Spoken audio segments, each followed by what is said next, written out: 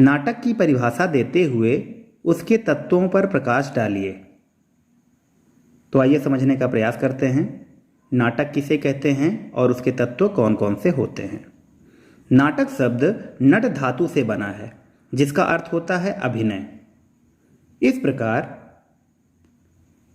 गद्य साहित्य की वह विधा जिसमें विषय वस्तु को रंगमंच पर अभिनय के द्वारा प्रस्तुत किया जाता है, उसे नाटक कहते हैं। यह अभिनय तत्व ही नाटक को गद्य साहित्य की अन्य विधाओं, कहानी, उपन्यास इत्यादि से अलग करने का कार्य करता है।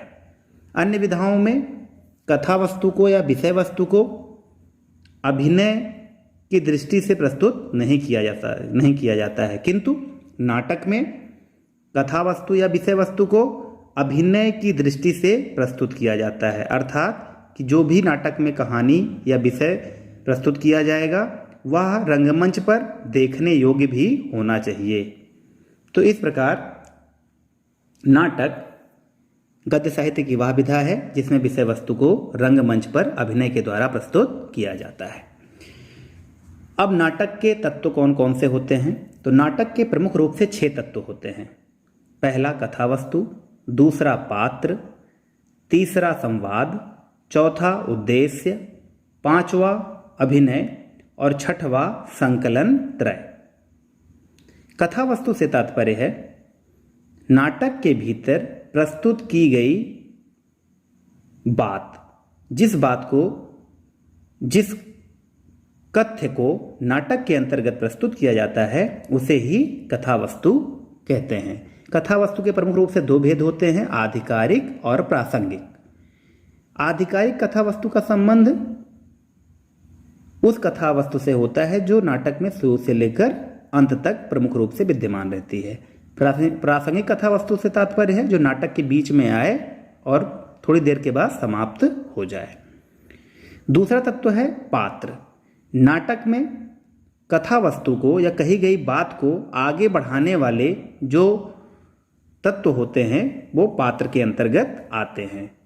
दूसरे शब्दों में कहें तो जो भी नाटक की बात को या कथ्य को आगे बढ़ाते हैं वे उस नाटक के पात्र कहलाते हैं। तीसरा तत्व होता है संवाद। ये पात्र आपस में जो कुछ भी बातचीत करते हैं, वार्तालाप करते हैं, वह क्या कहलाता है? संवाद कहलाता है। चौथा तत्व है उद्देश्य। उद्देश्य से तात्पर्य है नाटक की विषय वस्तु जिस इच्छित लक्ष्य को लेकर आगे बढ़ती है वही उस नाटक का उद्देश्य कहलाती है। प्राचीन नाटकों में नाटक के 4 उद्देश्य माने जाते थे: धर्म, अर्थ, काम और मोक्ष की स्थापना करना। आधुनिक नाटकों में यह लक्ष्य बदल चुके हैं।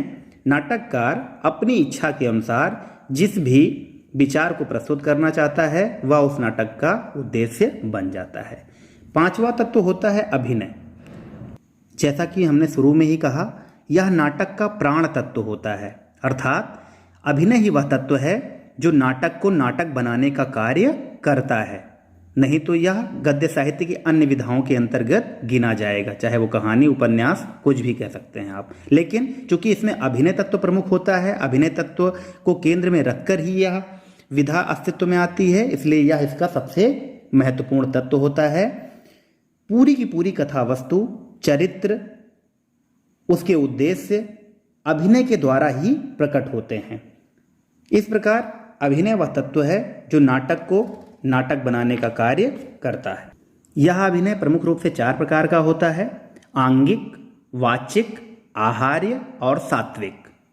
आंगिक अभिनय का मतलब हुआ जो शरीर के अंगों के द्वारा अभिनय किया जाए। वाचिक अभिनय से तात्पर्य है जो बोल करके अभिनय किया जाए। आहार्य अभिनय से तात्पर्य है जो वेशभूषा के आधार पर अभिनय किया जाए। और सात्विक अभिनय से तात्पर्य है जो नाट्य अभिनय करते करते शरीर की स्वतः स्वाभाविक प्रक्रियाओं के द्वारा उत्पन्न अभिनय हो, जैसे आंखों का फड़कना, गले का भार आना, भरभरा आना, रोओं का खड़े हो जाना आदि। नाटक का 6वां तत्व है संकलन त्रय। संकलन त्रय से तात्पर्य है स्थान, काल, और कार्य की एकता का समन्वय। नाटक में यह बात बहुत ही महत्वपूर्ण होती है कि जिस भी कथा वस्तु या विषय वस्तु को प्रस्तुत किया जा रहा है उसके भीतर समय की, स्थान की और कार्य की एकता विद्यमान होनी चाहिए। यही समय, स्थान और कार्य की एकता संकलन त्रय कहलाती है।